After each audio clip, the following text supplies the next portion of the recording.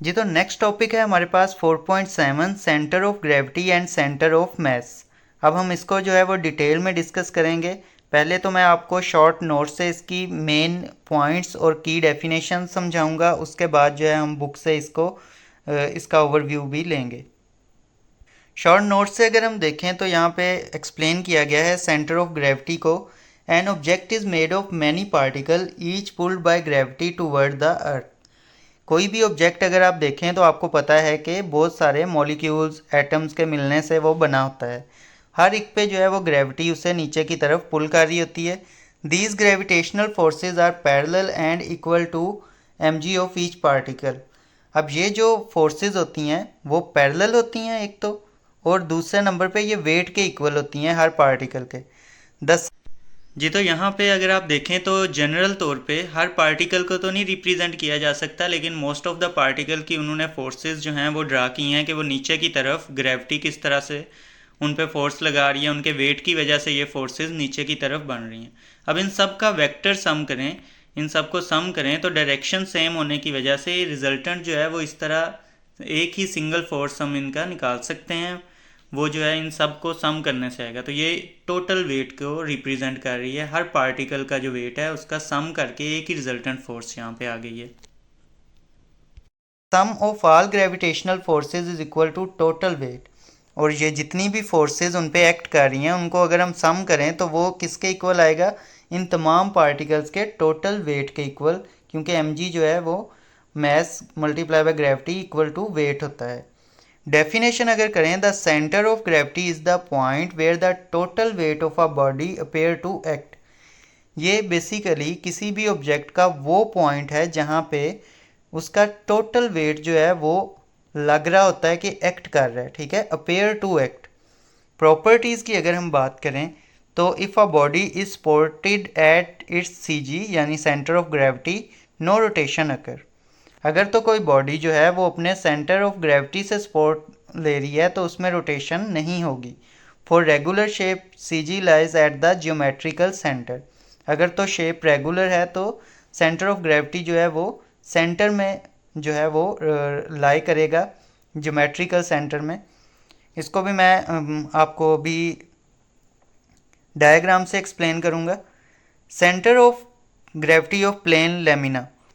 अगर हम centre of gravity की बात करें प्लेन लेमिना की, तो suspend an irregular shape object freely from two और मोर पॉइंट्स। एक जो इरेगुलर शेप है उसको आप सस्पेंड करें एक या दो डिफरेंट पॉइंट्स से।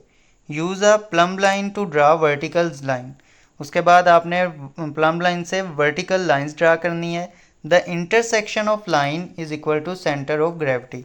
और उनकी जो इंटरसेक्शन होगी लाइंस की उसे सेंटर ऑफ ग्रेविटी कहेंगे।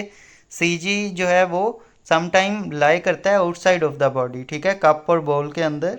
वो अंदर नहीं बल्कि बॉडी के बाहर जो है वो लाई कर रहा होता है। तो मैं दिखाता हूँ आपको अब बुक से।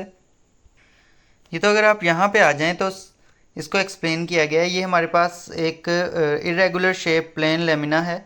अगर आपने इसको फाइंड आउट करना है तो लेट्स से आपने एक बार इसको इस पॉइंट से अटैच करके हैंग किया, तो ये इस तरह से नीचे को हैंग हुआ, ठीक है। आपने इसको प्लम लाइन के थ्रू जो है एक लाइन ड्रा कर ली, ठीक है। ये वर्टिकल लाइन आपने, स्ट्रेट लाइन आपने ड्रा करनी है। फिर आपने इसको इस पॉइंट पे जो है वो रखना है और दोबारा से इसको सस्पेंड करना है। तो लेट्स से ये इस तरह से सस्पेंड हुआ और आपने इसकी फिर से प्लम लाइन के थ्रू लाइन ड्रा कर ली, ठीक है। तो जहाँ पे इन दोनों लाइंस ने एक दूसरे को इंटरसेक्ट किया है, सेंटर ऑफ ग्रेविटी जो है वो इसकी वहाँ पे लाई करेगी। और इसके साथ साथ कुछ चीज़ों की जो सेंटर ऑफ ग्रेविटी है वो बाहर भी लाई कर रही होती है, जैसे कि आप यहाँ पे बाउल देख रहे हैं। Centre of gravity of a bowl is outside the material. अब ये यहाँ पे करके ये सेंटर में, इस पूरे बाउल के सेंटर में है ये लाइन। ये नहीं समझनी कि आप उसकी इस दीवार को जो है टच कर रही है, बिल्कुल इसके सेंटर में एक इमेजिनरी सा पॉइंट आपने ड्रा किया है वो है। नंबर 2 पे सेंटर ऑफ मास आ जाता है। ये क्या था? Centre of gravity. अब सेंटर ऑफ मास को समझते हैं हम। बाय डेफिनेशन अगर हम देखें, the centre of mass of a system is the point at which the entire mass of a body can be assume to be concentrated. एक ऐसा पॉइंट है बॉडी का जहाँ पे उसका तमाम मैस जो है वो अज्यूम किया जा सकता है कि इकट्ठा है, कंसनट्रेटेड है। Even if the body particles move differently, centre of mass can still be defined. अगर किसी बॉडी के पार्टिकल जो हैं वो डिफरेंट डायरेक्शन में मूव कर रहे हैं तो भी हम उसका सेंटर ऑफ मास जो है वो डिफाइन कर सकते हैं। Newton second law can be applied at centre of mass to analyse the system motion. Newton का सेकेंड लॉ जो है वो हम लगा सकते हैं। एग्जाम्पल मैं अभी आपको बुक से दिखाता हूँ। A rotating wrench sliding on a floor has no net external force, its centre of mass move in a straight line at constant speed. ये भी मैं अभी आपको बुक पे लेके जाता हूँ, वहाँ से ये एग्जाम्पल आपको दिखाता हूँ। बुक में इसको कुछ यूँ एक्सप्लेन किया गया है कि न्यूटन का जो सेकेंड लॉ ऑफ मोशन है वो एप्लीकेबल होता है सिंगल पार्टिकल और सिस्टम ऑफ पार्टिकल। चाहे एक सिंगल पार्टिकल है या पूरा सिस्टम है पार्टिकल्स का, उन सब पे जो है वो लॉ अप्लाई होता है। Even when the part of a system have different velocities and acceleration, there is still one point in the system whose acceleration could be found by applying second law. तो second law जो है वो आपने physics के अंदर जो है वो फर्स्ट चैप्टर के या सेकंड चैप्टर में आपने किया होगा। This point is called the centre of mass of the system, और उस पॉइंट को हम क्या कहते हैं? Centre of mass of the system. Define इसको किस तरह से किया जाता है? The centre of mass of a body is that point where the whole mass of the body is assumed to be concentrated. और जो एक रेंच की एग्जांपल दी गई थी, तो यहाँ पे अगर आप देखें तो एक रेंच जो है उसको स्लाइड करवाया गया है जिसकी वजह से वो मूव कर रहा है, बार बार जो है वो एक फ्रिक्शनलेस फ्लोर के ऊपर जो है वो स्लाइड कर रहा है। तो यहाँ पे अगर आप देखें, given below are rotating wrench slide along a frictionless floor, there is no resultant force on the wrench, therefore its centre of mass shown by yellow dot follow a linear path with the constant speed. तो आप ये देखें कि ये जो उसका centre of मास है, अब रेंच की डायरेक्शन कभी कहीं जा रही है कभी कहीं जा रही है, लेकिन उसका जो सेंटर ऑफ मास है वो एक ही लाइन को, लीनियर जो मोशन है उसको फॉलो कर रहा है, और वो बिल्कुल एक लाइन जैसा पाथ जो है वो आपको नज़र आ रहा है उसमें कांस्टेंट स्पीड के साथ।